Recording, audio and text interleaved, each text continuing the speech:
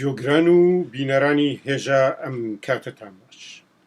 دەنگی ئێمە لەسەر شەپۆلی FM ڕەدیفی 91.6 مگایت لە شاری ستۆکهۆلمەوە دەبیستن و دەتوانن لە ڕێگای فیسبووکەوە فیسبووکی ئەرکۆتێ کورد تریبۆناڵ تەسویری ئێمەش ببین و تێبینی و پرسیار و ڕەخنەکانتان لەگەڵمان باس بکەن. بەهۆی تەلەفۆنی واتساپی 0046 73 93 61 307 دەتوانن هەروە پەیوەندمان لەگەڵ بگرن و لە فیسبووکیش دەتوانن کامنتمان بۆ دابنێن. جۆگران و بینەرانی بەڕێز، هەروەک دەزانن ئێران لە هەلێکی هەستیاردایە. هەر ساتێک ئەگەریوە هەیە ئاڵوگۆڕی گەورە لە ئێران ڕوو بدە، شتێک کە بە تەواوی ناوچەکە بگۆڕێ. ئێران لە گەورەترین قەیرانی ئابووری و سیاسی خۆیدایە کە ڕژیم زەحمەتە بتوانێت وەک قەیرانەکانی پێشوو لەسەر خۆی تێپەڕی بکا و بڕوا لەسەرەوە. ڕۆژ بە ڕۆژ تەحریمەکان و گەماڕۆی ئابووری لەسەر ئێران زیاد دەبێت.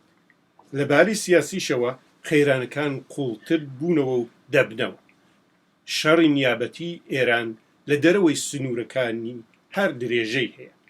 ئومێدی ئێران بە ئوروپاش ڕۆژ لەگەڵ ڕۆژ کەستر دەبێت، چون ئوروپاش سەرڕە هەموو تێبینیەکانی ناتوانێت خۆی بەکردەوە لە گەماڕۆی ئابووری ئێران لا بدە. هەر لەو ڕۆژانەدا دەبیستن کە پێترۆشیمی ئێرانیشی بە گەمارۆکان زیاد بووە و گەمارۆی زۆرتر لەسەر ئێران هەر بەردەوام و زۆرتر و زۆرتر دەبێت. تەنانەت دەنگی وەزیری نەوتی ئێرانیش بەرز بۆتەوە وتوێتی ئەمریکا وای لە هەتوو بە بلوغی شەیتانی گەیشتووە و واتە گەمار و ئابوووریەکانی وای لێکردوون کە تەنگی پێ هەڵچنین. ئێران ناچارە لە بینی تەسلیمبوون و خۆ بەدەستەوەدان و یا ڕێگای شەڕ یەکێکیان هەڵبژێنێ. دیارە زۆر وڵات کەوتونە ڕێ و کە ئێران خۆ بەدەستەوە بدا و لە ڕێگای وتوێژەوە و لە ڕێگای وتوێژەوە حاڵی بکەن کە ئەمە ڕەنگە بە سەلاحی ئەوانیش بێت. بەڵام ڕووداوەکان بەرەو چۆ دەچن زەحمەتە کە پێشبینی بکرێت. ئەماوەی کە گرنگە لەو قەیرانەدا حیزبە کوردەکانی دژبەر بە حکوومەتی ئیسلامی ئێران چ دەکەن؟ با پێکەوە تەسویرێک لە ناوەندی هاوکاری نۆمین جەلەسەیان ببینین زانین دێنەوە خزم.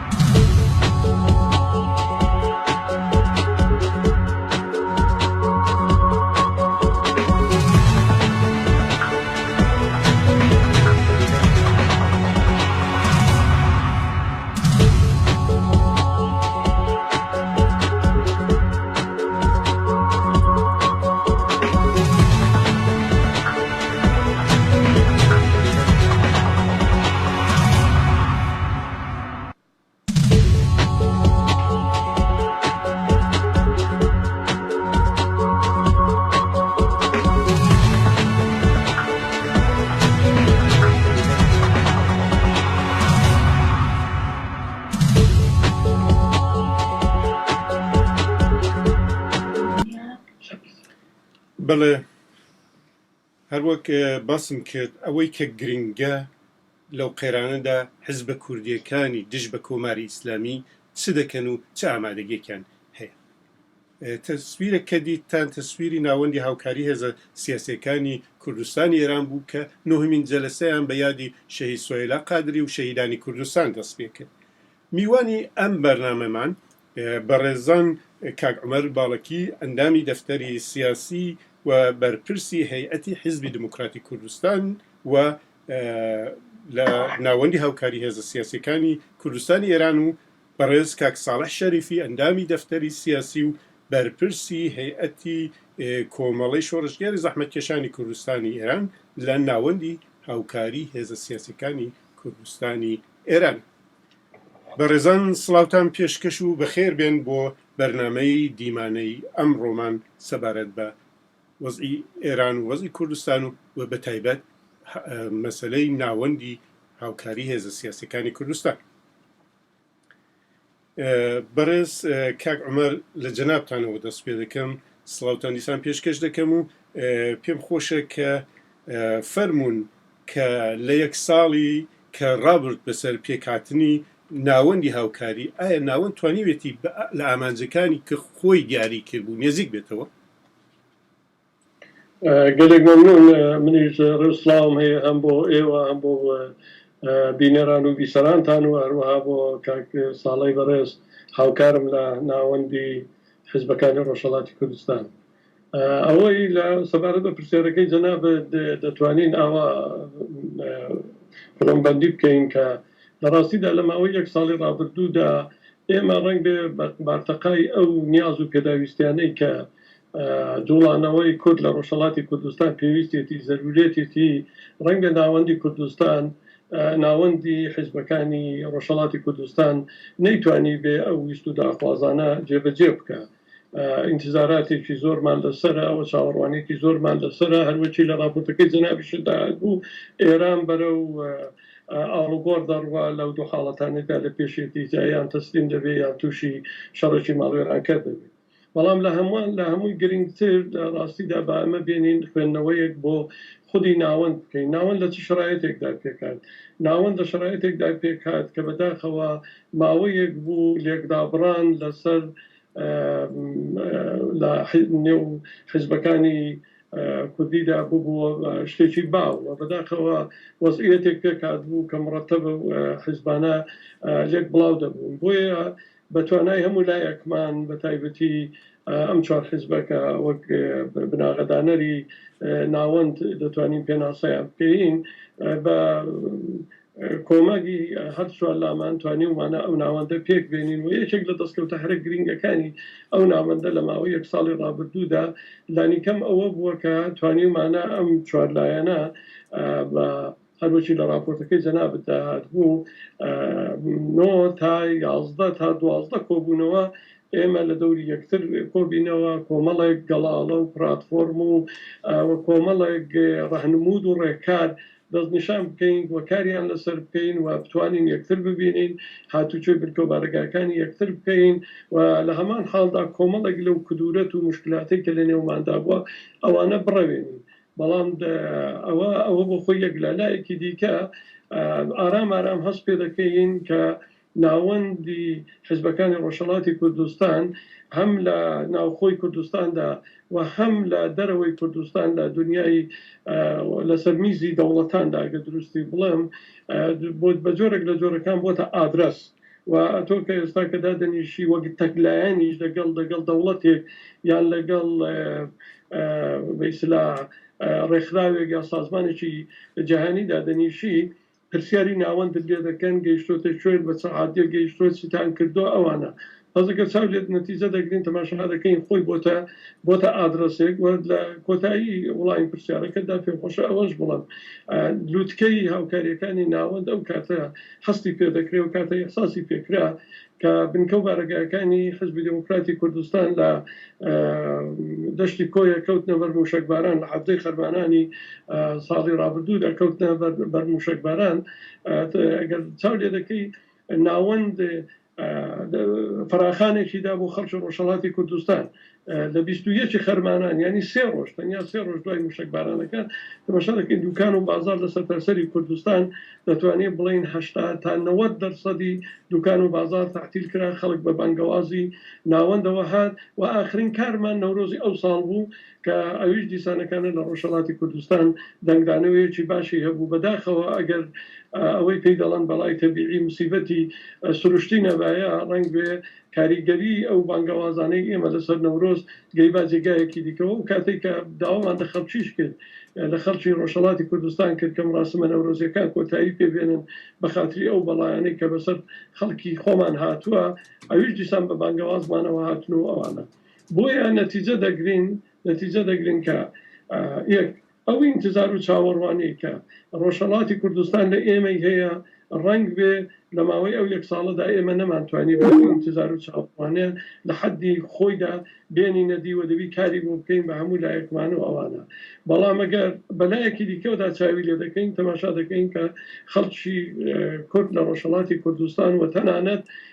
ئەحزاب و تەنانەت دەوڵەتەکانیش لە دەرەوەی کوردستانیش چاوەڕوانیان هەیە و ئەگەر ئێمە یەک بین بە دەنگمانەوە دێن و بە بانگەوازمانەوە زۆر سپاس کاک ساڵح شەریفی ئێوە وەک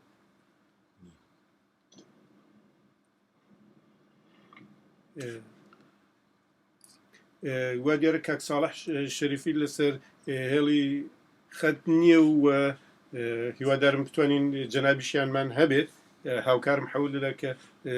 پەیوەندی لەگەڵ کاک ساڵح شەریفیش بگرێت بەڵام لەو فاسلەدا پێم خۆشە کە عومەر فەرمێ هەروەک لە سەرەتای بەرنامە باسم کرد ئێران لە قەیرانێکی بێوێنەدایە و ئێوەش خۆتان ئاماژەتان پێ کرد کە ئەگەری هەموو گۆڕە جوورە ئاڵوگۆڕێک هەیە لە ئێران بۆی کە ناوەند بتوانێت دەوری زۆرتر بجێڕێ ئێوە سەرڕێوەکە فەرمووتان کە بەرنمەکانتان چ بووە ئێستا فەرمون کە بەرنامە داهاتووتان چێت چ دەکەن و چتان لە بەرنامەدایە بۆ پەرەپێدان بە ناوەند و هەروەها ئەو چاوەڕوانی کە ئێوە خۆشتان ئاماژەتان پێکرد خەڵک چاوەڕوانی زۆری هەیە من پێم خۆشە وەڵامی ئەو پرسیارە بەو جۆرە بدەمەوە بڵام کە ئێران بە قەیرانەوە و ئێران بێ قەیران ئێران بە شەڕ لەگەڵ ئەمریکا و ئێران بێ شەڕ لەگەڵ ئەمریکا ئێران لەگەڵ دنیای متەمەدین کێشەی هەیە و بەبێ کێشە لەگەڵ دنیای متەمەدین لە ڕاستیدا جوڵانەوەی کورد جوڵانەوەیەکە کە پێش هەموو ئەوانە هەبووە و بوونی هەبوو و ئێستاش هەیە جوڵانەوەیکی مافخوازیە لە ڕۆژهەڵاتی کوردستان ئەمانە هەموو فاکتەری جۆرا و جۆرن کە ڕەنگ بێ کۆمەک بکەن بە پێشبوردی کاری بزاوی ڕزگاری خوازی کورد لە ڕۆژهەڵاتی کوردستان ئەگەر ئەو فاکتەرانش لە گۆڕەدانە بن ناوەند و ضرورەتی بوونی ناوەند و ضرورەتی ئیتحادی ئەو هێزانە پێکەوە لە شتێکی شاراوە نییە و ئێمە چ ئەو وەزعیەتی کە ئێستا ئێران تێکەوتووە ئایا بەڕاستی لەگەڵ ئەمریکا و لەگەڵ هاوپەیمانەکانی بە جۆرێک لە جۆرەکان ڕێک دەکەوێتە خانەی مزاکرە و دیسانەکانە دەچێتەوە ئەو فەسڵی کە لە بەرجام هاتە گۆڕە دەچێتەوە نێو ئەوە یان ئێران هەروە کە لە شەقی دەکا و ئەمریکا ئەو پرۆسەیە درێژە پێدەداوە منجەر دەبێت بەوەی کە کێشەکە بڕقوڵ و قوڵتر بێتەوە لە هەردووک حاڵەتیدا هێزەکانی کوردی کە ئەوەی کە ئێستاکان ئێمە بە ناوی ناوەندی حیزبەکانی ڕۆژهەڵاتی کوردستان پێناسە دەکەین دەبی بەرنامەکەمان لە هەموو حاڵەتێکدا توکمەتر بێ و لە هەموو حاڵەتێکدا ئێمە ئامادەی هەر جۆرە سناریۆیەک بین شتێک نییە کە بڵێ بەبوونی ئەمریکای نەبوونی ئەمریکایان بە سوڵحی ئەمریکایان بە شەڕی ئەمریکا لەگەڵ ئێرانێ ئەو پرۆسەیە پەکی دەکەی ئەو پرۆسەیەکە کە وەزیفەیە ئەرکە لەسەر شەما بۆ ئەمە بەستەش من ئەزم کردی لە وەڵی پرسیارەکەشدا ئێمە قۆناغێکمان تێپەڕاندووە ئەو قۆناغەی کە یەک دڕدۆم بووینە و قۆناغی یەکترمان نەدەدواندا و قۆناغی هاتوچۆ یەکترمان نەدەکرد و قۆناغی کە حەولمان دەدا یەکتر بشتێنین هەموو ئەوانە تا حەدێکی باش ئەو قۆناغەمان تێپەڕ کردو ئێستا هاتووینە نێو قۆناغی هاوکاریکردن ئەو قۆناغی هاوکاریکردنش حەولی هەموو لایەکمان حەولمان ئەوەیە کە بیگەێنینە خانەیەک کە ڕاستیەکەی هەم ڕنگدانەوەی هەبێ هەم دەنگدانەوەی هەبێ لەسەر بەرەو پێشچوونی ڕەوتی جوڵانەوەی کورد لە ڕۆژهەڵاتی کوردستانەوە تاثیرگوزاری خۆی دابوو. زۆر سپاس. وا دیارە کاک ساڵە لەسەر هێڵی سکایپ هەیە و وێڕای سڵاو و بەخێراتنی جەنابیشیان پرسیارم لە کاک ساڵەح ئەمەیە کە ئێوە کارنامەی ناوەندی هاوکاری حیزبەکانی کوردستانی ئێران چۆن لێک دەدەنەوە؟ فەرموو. لەگەڵ ڕێز و سڵام بۆ بەڕێوەبەرانی ڕادیۆ و ماندووبوونتان و هەروەها سڵاو بۆ بەڕێز کاک عومەری باڵێکی و سڵاو لە بیسەرانی ڕادیۆکە و بیسەرانتان. زۆر سپاسان دەکەم. من ببورن بەهۆی مشکلێکی فەنیەوە تاخیر کەوتم، گوێم لە بەشێ لە فەرمایشەکانی کاک عومەر نەبوو، بەڵام وەکو هاوکارێک و تقریبەن دوو لایەن کە زۆرترین تەعامڵمان هەیە دەتوانم ئەوە باسکەم کە ئەگە هەر کامیکشمان نەبینە و کەسەکەی ترمان دەتوانین نوێنەرایەتی ئەو بەحس و مەسائل لە بکا کە لە ناوەندا دەگوزارێت و لەسەری قسە و باس و جۆرێک لە بەرنامەی ناوەندا هەیە هەمومان ئاگاداری هەین. ئەوەی کە جەنابەت پرسیارت کرد وەزعیەتی چالاکی و فعالیەتی یەک ساڵەی ناوەند چۆن هەڵەسەنگێنی، من پێم وایە ناوەند لەو ماوەکەما زۆر کاری کردووە. ڕاستە وەکو خۆی پێکهاتێک بوو دەبوو زووتریش احتمام بکرایەت و زووتر شکڕی بگردایە، بەڵام بەداخەوە ئیتر تاخیراتێک بوو، ئەویش هۆکاری فەنی، هۆکاری سیاسی، هۆکاری ئەمنیەتی هەمووانە نەقشیان بۆ لە تاخیرەکەیشە. بەڵام ئەو ماوەیش کە کاری کردووە دەتوانم بڵێم جێگەی شانازیە زۆر زۆر لەسەر مەسائلی ورد و درشت و ڕووداوەکان، چ ڕووداوە گشتیەکان، چ بۆنە سیاسیەکان، چ بۆنە نەتەوەییەکان، و چ ئەو ئەجحافاتێکی لە حەقی خەڵکا کراوەوە لە هاندان و لە جۆرێک خۆناساندن و وزەیەک تێکەڵ بووەتە مبارزاتی گشتی کە سابقان وەکو تاک ئەو کارە ئەکرا، وەکو لایەن و تشکیلاتێکی تایبەت نەقشی ئەبوو، هەر لایەنە بە تەنیا، بەڵام بە دوای دروستبوونی ناوەند تقریبەن جەمسەری دروست بووە لە ئێرادەی خەڵکو و لە ئێرادەی حیزبەکان، کە ئێمە پێمان وایە دەتوانێت زۆرترین تەسیری جەمعیەتی سیاسی و هەروەها کۆمەڵایەتی ببێ، چ لە حاڵی حازرداوە چ بوو داهاتوش. پرسیار زۆر هاتۆ کاک ساڵەح لەسەر هەم بە سکایپ و هەم بە تەلەفۆن و بە مەسنجەر و بە کامنت باسیەوە دەکەن کە ئایا بەعزێک لە پرسیارەکان بڤەن. من هەر لێرە دەڵێم بەو جۆگر و بینەرانە کە هیچ پرسیارێک بڤەنیە مادامەوە کە بێڕێزی بە کەس نەکرێ، ئەوەی پێویست ناکە کە باسی وەکەن. بەهەرحاڵ پرسیار ئەوەیە کاک ساڵەح کە داهاتوو چۆن دەبینن؟ ئایا ئەم ناوەندە هەر ئاوا وەکو چوار حیزب کە تێیدا هەن هەر دەمێنەوە یا بەرینتر دەبێتەوە، یا بەرنامەی داهاتووتان چێت؟ دیارە کاک عومەر بەشێکی باس کرد، بەڵام پێم خۆشە لە زمانی ئێوەشەوە ببیسم کە بەرنامەی داهاتووتان چێت. کاک سەلارگیان، بەرنامەی کولی ناوەند ئەوەیە هەوڵ بدا بۆ بەرەیەکی یەکگرتو و کارامە لە هێزە سیاسیەکان کە لە گۆڕەپانی خەباتی سیاسی و نەتەوەی گەلی کورد لە کوردستانی ئێرانە چالاکن، بۆیە نەقۆڕخە و ناو کەسێکیش بە قەوڵ ئیمتیازی زیاتری پێدراوە، ناو کەسێکیش بە قەوڵ پەرایز خراپێت، بەڵام خودی ناوەند مەجموعەیە پەسەندکراوی هەیە. ئەو پەسەندکراوانەیش خەتە سیاسی و ئامانجەکانی ناوەند نیشان نەدا، بۆیە لە جیا لە حوسن نیەت، جیا لە ڕقابەتی حزبی ئێمە هێڵە سیاسیەکان، هێڵە گشتیەکان و ئەهدافەکان بەیەک و گرێمانەدا بە شەفافیەت و بە ڕۆشنی ئەهدافی و ئامانجی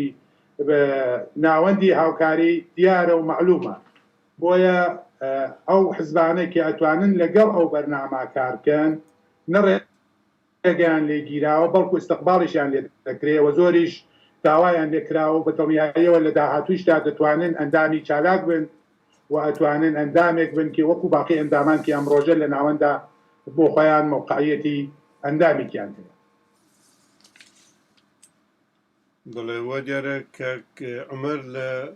سەر هێڵی ماوە ساسمان ڕۆیشت و منیش لە خزمەتتانم بەڵام کارەباکەم قەتبوو هاتم. بەڵام من هەم کاگە بەڵێ چونکە و بەرقەل دیارە لە کوردستان جێگای هەروەک لە سەرەتای بەرنامەکەماندا پێشتر باسمان کرد گیر و گرفت پێدا دەکات دەرکی ئێوە دەکەین کە لە مۆخەتێکی وەزیەتێکیەوە ئاوادان بە دیارە بەبێ ئیمکاناتی و کەمبوونی ئیمکانات خەریکنەوە بەرنامە بلاخرا و کاری ناوەندە بنە پێشت کە جێ ڕێزە بەڵام هەروەک جۆگران و بیسەران چاوەڕوانیان زۆرە و خەڵکی کوردستان بلاخرە لە وەزیەتێکی حساس و هەستیاردایە پێی خۆشە ئەو حیزبانە بلاخرە پێکەوە کاری زۆرتر بکەن بۆ بۆیە ئەو چاوەڕوانیانە مەسەن باسی ویان کردو کە ناوەن چ بەرنمەیەکی هەیە بۆ یەکگرتووی حیزبەکان کاک ساڵە ئێوە دەتوانن جوابیەوە بدەنەوە وەکو ئامانج یا وەکو پێداویستێکی سیاسی ناوەن لەسەر ئەو باوەڕەیە کە هێزی کۆمەڵگا و هێزی سیاسی ئەحزابی متشەکل و سازمانیافتە بە ئاخارێکا ڕێکەوەی کە بتوانێت ئامانجە گشتیەکانی بزوتنەوەی گەلی کورد لەو ڕێگەوە شۆن بگرێت و بۆ گەیشتنیان هەوڵ بدات. بەڵام هەوڵی ڕێخستن تەنها بە خواست و ئارەزوو نییە، بەشێکیشی سیاسیە، بەشێکی ئامانج و ئەهدافە. ئەرستانم کرد ئەو ئەحزابانەی کە هاو ئستراتژین هاو فکرن و بەرنامە سیاسیەکانیان تقریبەن بۆ داهاتووی کوردستان تەشابوهاتێکی زۆرە زۆر زوو توانیانە لەو ناوەندا خۆیان ببینەوە بۆ ئەوە کیش کە بڕێک تەفاوەتی بەرنامەیی هەیە یا تەفاوەتی پەسەندکراوە و نازانم ئامانجی تایبەتی هەیە هیچ لایەنێک لە ناوەند دایسن نەبووە کە حەز نەکات ئەوانەش بێنە ناوی ناوەندەوە و چالاک بن. بەڵام ئەرستانم کرد بە پێی پێوەرەکان بە پێی تەعریفە سیاسیەکان بە پێی هێڵە گشتیەکان لەوانەیە خەڵکانێتەکە و ئەهدافە سیاسیان نێنەوە وەیە ئەلزامەن وەزیفەی ناوەند نییە خەڵک پەلکێشکە. خەڵکانێکی ئەو بەرنامەیانە پێ باش بێ هیچ ڕێگریەک هیچ قەید و شەرتێک بۆ بەشداریان وجودی نیە. لە کامەرە و پرسیارە کراوە کە بۆچی حیزبی کۆمونیست بەشی کوردستانەکەی کۆمەڵە بۆ نەهاتوتە نێو ئەم ناوەندەوە چ بەستێک هەیە چ گرفتێک هەیە ئایا ئێوە گرفتان بۆ دروستکردوون یا چی یا خۆیان پرسیارەکەی لە مەشی لە کامەر بەڵێ پێ پێخۆشەوە عەرز بکەمە من هەر لەسەر خەت و خەتەکەی من نەبراوە بەڵام سەبارەت بە و پرسیارەوە چەند شتێکی دیکەش کە بەڕێز کاک ساڵە باسی کردن پێم خۆشە لەوەڕا دەست پێ بکەم ناوەند وەک هەموو ڕێکخراوێک بیان وەک هەموو سازمانێک کە پێکاتوە لە چەندین گروپ و سازمانی دیکە تەبیعیە بۆ خۆی کۆمەڵێک پرینسیبی خۆی هەیە کۆمەڵێک ئاینامە و بەرنامەی خۆی هەیە ئەمە ئەوانەمان بڵاو کردوتەوە تەبیعیە ئەو ئەحزاب و سازمانانەی کە لە ڕۆژهەڵاتی کوردستان لە گۆڕەپانی خەباتەکەدا نەگەر ئەوانە بخوێنەوە خۆیانی تێدا ببینەوە تەبیعیە پەیوەندی دەکەن بە ناوەندەوە و ناوەندیش بە خاتر جەمی تاوتویەکی دەکات بەڵام ئەو تاوتویە نابێتە باعیسیوەی کە ئێمە ئەو لایەنانە یان ئەو حیزبانە تەرتکەین یان بڵین هەقتان نێبێنە نێو ناوەندەوە بەڵام ئەرزم کردی کۆمەڵێک ئەمە هێڵە گشتەکانمانەیە کە کۆمەڵک پرینسیبی بۆ دەستنیشان کردوین و ئەو چوار لایەنەش کە ئێستاکانە لە ئەو ناوەندەی تێکێناوە ئەو چوار لایەنە لەگەڵ ئەو کۆمەڵە پرینسیبانە هەیە سەبارەت بە کۆمەڵەی حیزبی کۆمونیست کە جەنابەت باسی دەکەی وڵا پێ خۆش و پرسیارە لە خۆیان بکەی نەک لە ئێمە چونکە وەڵامە پێمان خۆش بوو وان بەشداری بکەن و لە حقیقەتدا لە کۆبوونەوەکانی ئەوەڵیەدا پێش ئەوەی ناوەند سەربگرێ ئێمە ئەو پێنج لایەنە تەجروبەی پێشوشمانەیە ئەو پێنج لایەنە تەجروبەی وەمانەیە کە لە کۆنگرەی نەتەوەیی کە لێرە لە هەولێر قرار بوو بەڕێوە بچێ ئێمە و پێنجلایەنەی تێدا بەشدار بووین و هاوکاریەکی چڕ و پڕیشمان پێکەوە هەبوو لە حاڵێکدا ئەو کاتەی بڕەشیش دڕدۆنجەکان زۆر گەورەتر بوون ینی زۆر هەبوون و ئەوانە بەڵام باو حاڵش کە چوو بووینە نێو پرۆسەیەک کە دەبوو بەرژەوەندەکانی ڕۆژهەڵاتی کوردستان لە بەرچاو بگرین هەر پێنجلایەنمان زۆر بە مەسئولانە بەرخوردمان بە مەسەلەکە دەکرد کە منیش ئەو کاتی شانازی وەم هەبوو کە لەوێ نوێنەرایەتی حیزبەکەی خۆم بکەم بەڵام لە دوایشدا ئەو هاوڕێیادەش لە کۆمەڵەی حیزبی کۆمونیست تەما هەر حەولمان لەگەڵداون و ئاخرین دیداریش دیسانەکانە ئێمە لەگەڵمان هێناونەوە گۆڕێ و حتا تەنانەت باسی و مەسەلەشمان کردو ئەگەر ئێستاش کە نایەنە نێو ناوەندەوە بەڵکە بتوانین بۆ هیندێک کاری دیکە پێکەوە هاوکاری بکەین کێچێک لەو کارانەکەوان پێم خۆشە دێرەدا ئیشارەی پێ بکەم ئەو بەیاننامەی کە لە یان داواکاریەی کە سەر موشکبارانی حەفتەی خەرمانان ڕوو بە خەڵکی کوردستانمان کرد ئەوانش لەگەڵمان هاودانگ بوون هاتن لەگەڵ بەیاننامەکە کەوتن و لە ڕاستیدا دەنجی وانیش کەوتە پاڵدەنگی ئێمە بۆیە لەو بارەیەوە ئێمە هیچ لاریەکمان نییە لە هیچ کام لە پێم وایە دەتوانم وەکالەتی کاک ساڵە و ڕەفیقەکانی دیکەش بکەم لاریمان نێ لە بوونیان لە ناوەندی حیزبەکانی ڕۆژهەڵاتی کوردستان. پرسیارێک هاتووە ئاماژەتان کرد بە 5 لایەن کراوە کە 5 لایەن بوو بە 4.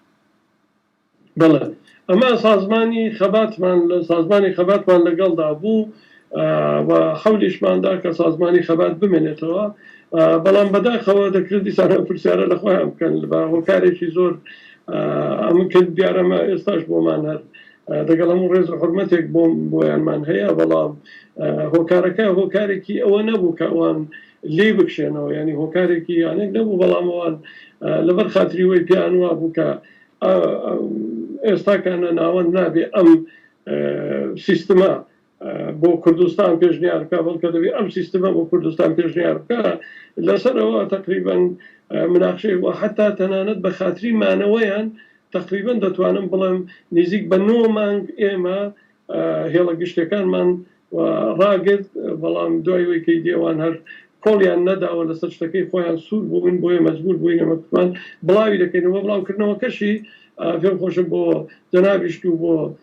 بینەر و بیسەرانیشتان بوون بێتەوە کە ئێمە دوای پێشەوەی کە حتا دای بنێ بەیاننامەکەش بڵاوکەینەوە کە هێڵە گشتەکان بوو باسی بکەین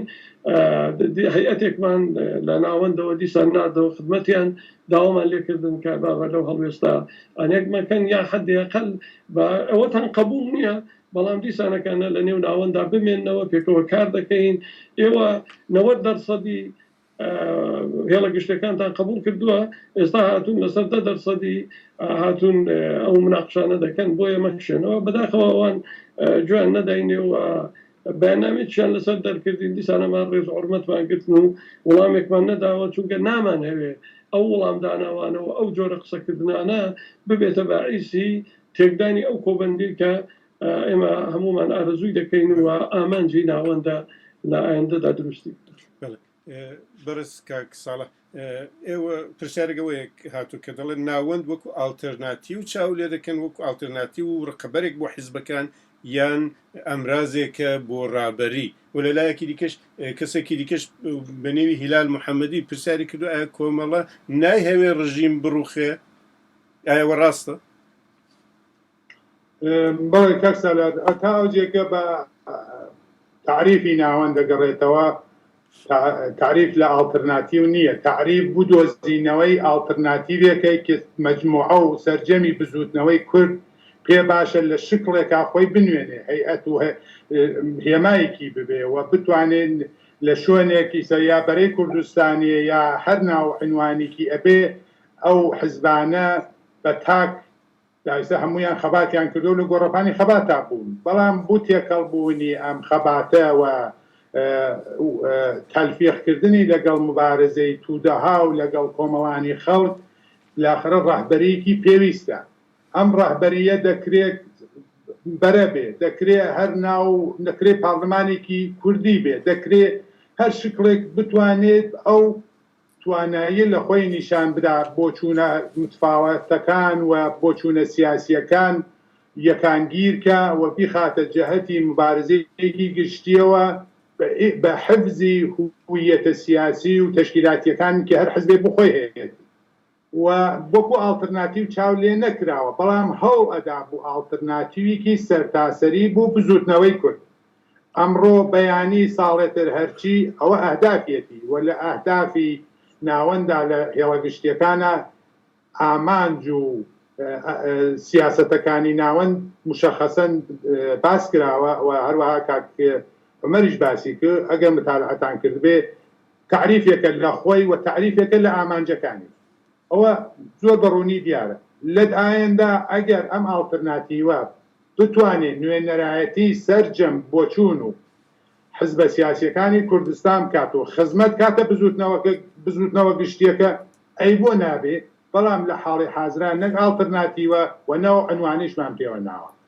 ناوەندی هاوکاریە ناوەندی هاوکاریە حتا ناوەندی هاوکاری هێشتا نەوەسە ناوەندی هاوپەیمانیش ئێمە بەرەبەرە هەنگاو دەنین بۆ هاوپەیمانێکی زۆرتر و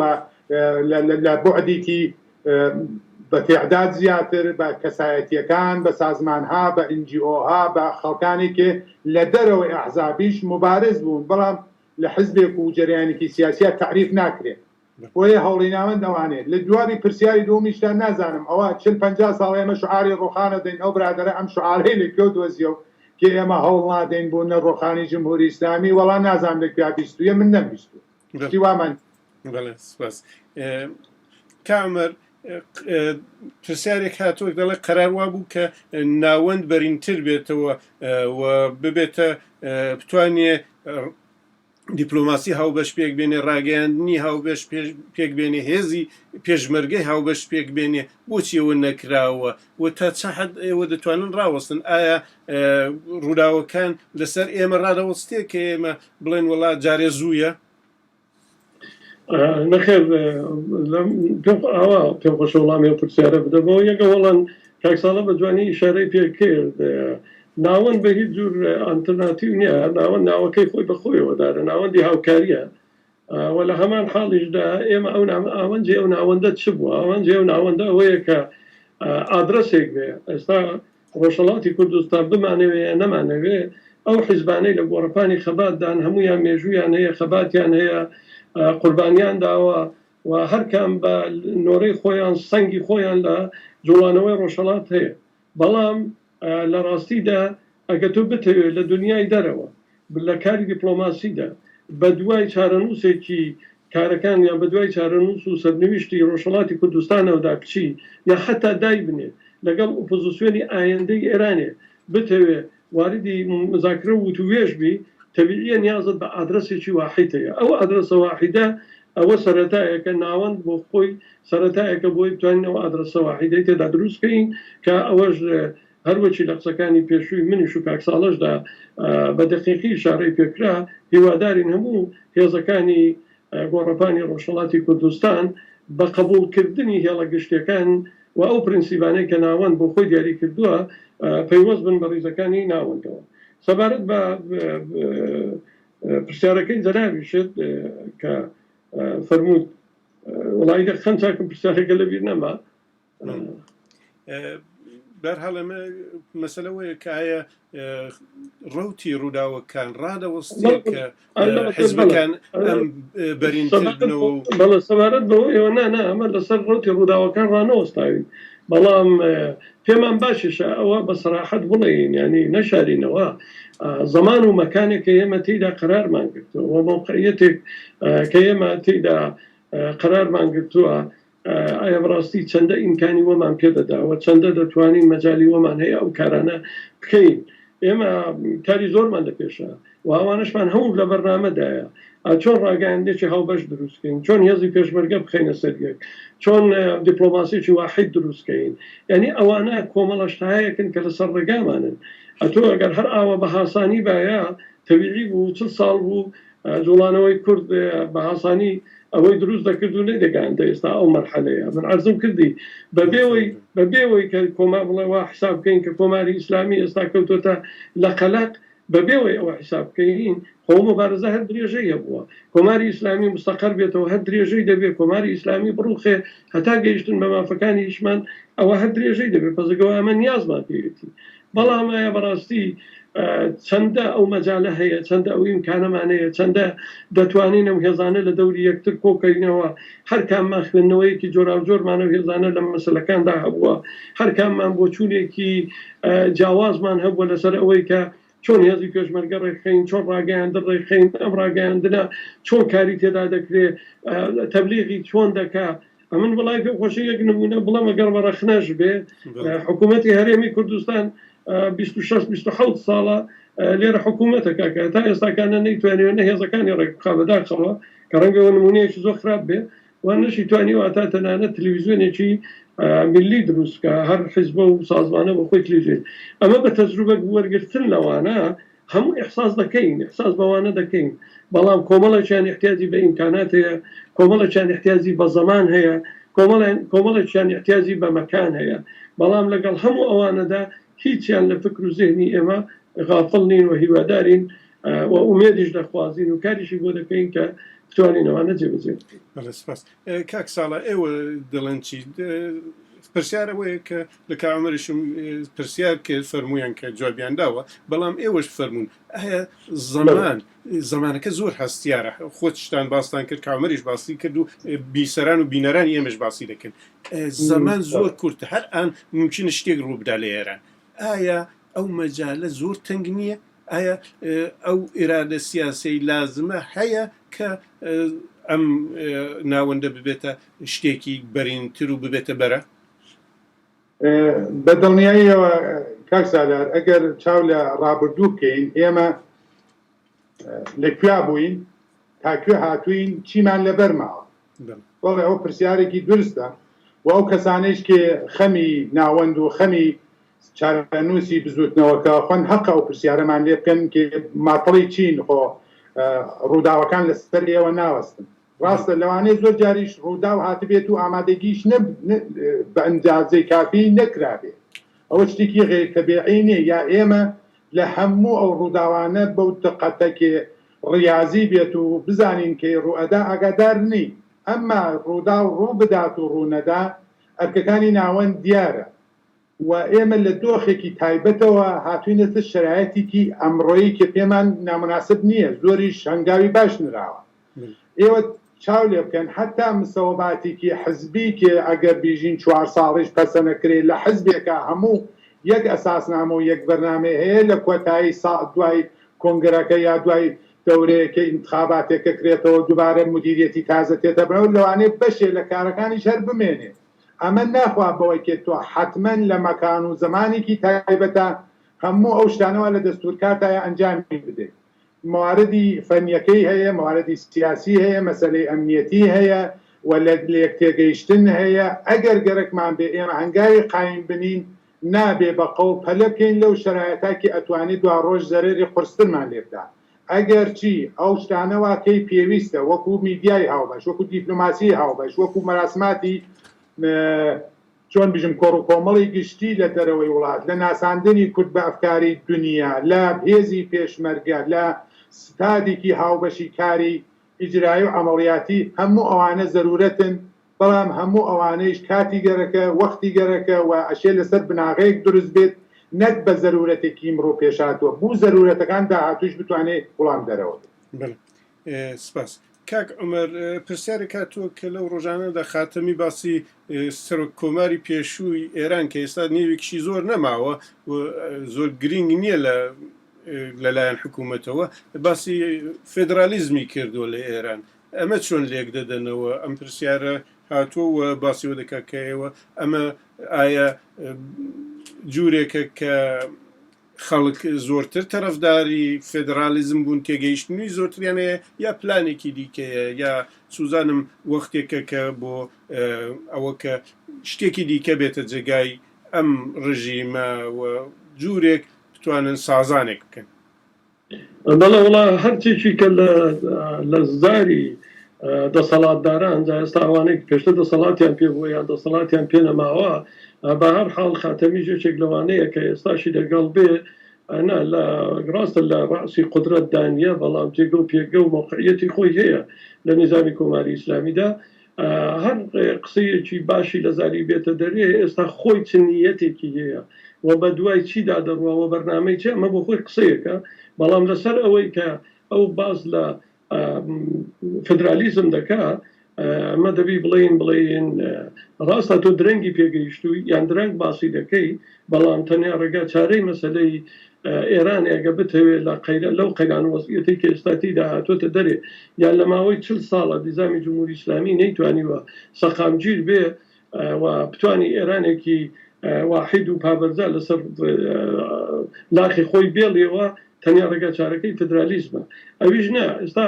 ئەو هەر باسی فدرالیزم دەکا ئەرێ خاتەمی ئەم فدرالیزمە مەبەستی چییە مەبەستی فدرالیزمێکی ئیداریە یان مەبەستی فدرالیزمێکی ئیداری جغرافیایی سیاسیە و کۆمەڵێک ئەوانە هەموو پێناسەی خۆیان هەیە پێناسەی خۆیانەیە و لێکدانەوەی خۆی بۆ دەکردرێ بەڵام دیسانەکانە مەترحکردنی ئەوە لە زاری خودی خاتەمیەوە دیسانەکانە من پێم شتێکی خراپ نییە پێم وایە شتێکی باشە و ئێمە دەبی بە دوایدا بڕۆین و بڵین فەرموو ئەمە 40 ساڵەوەی پێشوامان دەکرد 40 ساڵەوەی پێشەمە باسی دموکراسی و خودبختاریمان دەکرد دەمان کرد دەبی لە ئێران دموکراسی هەبێ دەمان کرد دەبی ئەو نەتەوەکانی پێکاتەی ئێرانێ حەق و مافیان بەڕسمیەت بناسرێ بەڵام ئێستاکانە فەرموو ئەتو دوای 40 ساڵان بەو قەناعەتە گەیشتونە ئەو مەرحەلەیە تازە ئەنێ دیسانەکانە دەگەڵ ئەوەی درەنگ وە خوێنێکی زۆر لەبەر ڕۆیشتووە بەڵام دیسانەکانە ئەگەر ئەوە دێتە سەر میزی وتوێژ و گفتوگۆ و چارەسەری مەسەلەکە دیسانەمە دەبی پێشوازی لێ بکەین بەڵام لە هەمان حاڵدا عەرزم کردی ئەو فدرالیزمە وشەیەکە بەکاردێ مەبەستی لەو فدرالیزمە چیە نیەتی چۆنە ئایا چنەوە فدرالیزمێکە ئەو باسی دەکا ئەمە بۆ خۆی قەزیەکی دیکەیەکەی دێ و دەمی ئەگەر هەڵوێستانە ڕوونبوونەوە دەتوانین هەڵوێستی هەم ناوەند و هەم حیزبەکانیشی لەسەر باس پرسیار زۆر هاتووە کە ساڵح کە دەڵێ کە هۆی ئەو تەجروبەی باشوور نابێت بێتە تەجروبەی خراپی وێ نابێت ئێمە ڕەچاوکەین هەروەها باسی ئەوە دەکا کە بەسوستی نابێ هەنگاو هەڵێندرێت دیارەمانە هەموو شتێکە کە ئێوە فەرمووتان کاتی بەرنامەکەش بەرەو تەواوبوون بەداخەوە دەچێ و ئێوەش دەزانم لە وەزیەتێکی نالەباردا و بێ ئیمکانی قەتعبوونی بەرق وەیە فقط کاک ساڵح ئێوە فەرمون کە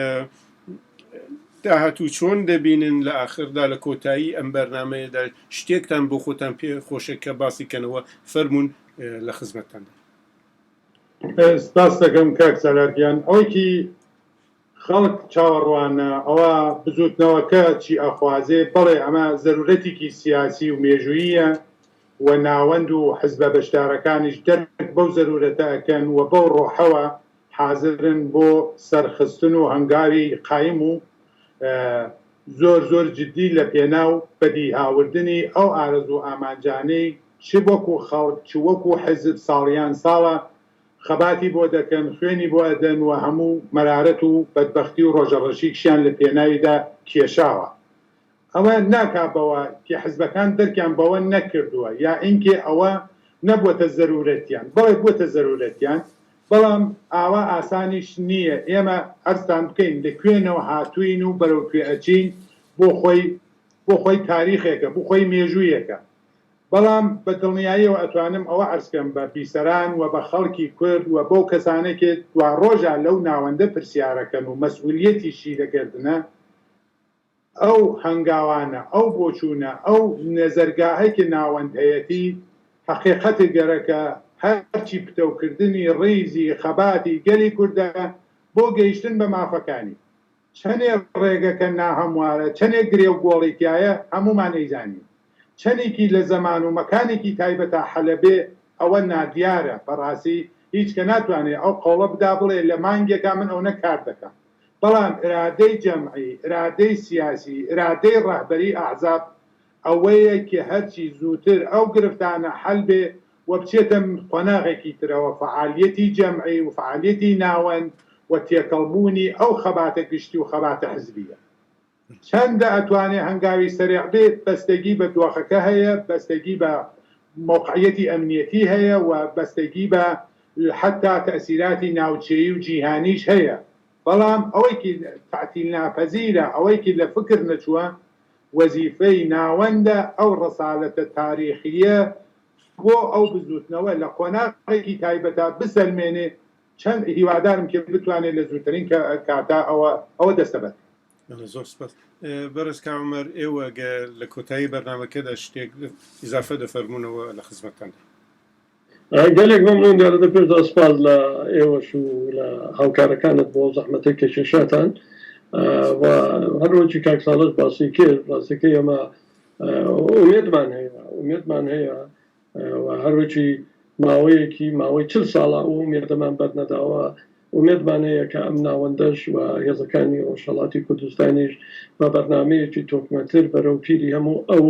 ڕووداوانە بچن کە ئێستاکانە لە ناوچەکە لە ئێران لە حاڵی ئاڵوگۆڕدایە و بە احتیمالی زۆریشی کورد لەو نێوەدا بتوانێت جێگە و پێگە و موقعیەتی خۆی دەستەبەر بکە ئەویش بە یەکێتی و بە تەبایی و یەکریزی خۆمانە بۆیە ئەو ئومێدە هەیە و هیواش دەخوازین کە ناوەند ئەوەی کە دەستی پێکردووە بەرەو ئاقارێکی دیکە بی بە بۆەوەی کە ئەو هەموو دڵسۆزانەکە ئەو قسانە دەکەن ئەو ڕخنانەمان لێ دەگرن بتوانین ئەو ڕخنە و دڵسۆزیەی ئەوان کە باسی دەکەن هەم وەڵامی بدەینەوە و هەم ڕخنەکان لەسەر شانی خۆمان لابێت ڕێز و حورمەتم هەیە بۆ هەموو لایەک زۆر سپاسان دەکەین کاک ساڵح کە تەشریفتان هات لەو بەرنامەدا بەشداریتان کرد دیارە هەروەک فەرمووتان چاوەڕوانیەکان زۆرە چونکی هەلەکە ناسکە ئێوەش بە جوانی وەڵامتاندا و هیوادارم کە سەرکەوتوو بن خەڵکی کورد بە ئاوات و ئامانجەکانی بکە و هەموو تێدا بحەسێنەوە سپاس سەرکەوتوو بن و سڵامان هەیە بۆ بینەران و بیسەرانتان سپاس بۆیەوە بینەران و بیسەرانی خۆشەویست ئەوەی کە بیستان دیمانەیەک بوو کە سەبارەت بە ناوەندی هاوکاری هێزە سیاسیەکانی کوردستانی ئێران کە بەڕێزان کاک عومەر باڵەکی ئەندامی دەفتەری سیاسی و بەرپرسی هەیئەتی نوێنەرایەتی ناوەندی هاوکاری هێزە سیاسیەکانی کوردستان بەشداری کرد و هەروەها کاک ساڵەح شەریفی ئەندامی دەفتەری سیاسی کۆمەڵەی شۆڕشگێڕی زەحمەتکێشانی کوردستانی ئێران و بەرپرسی هەیئەتی کۆمەڵە لە ناوەند سپاس بۆ جۆگرتنتان سپاس بۆی کە لەگەڵمان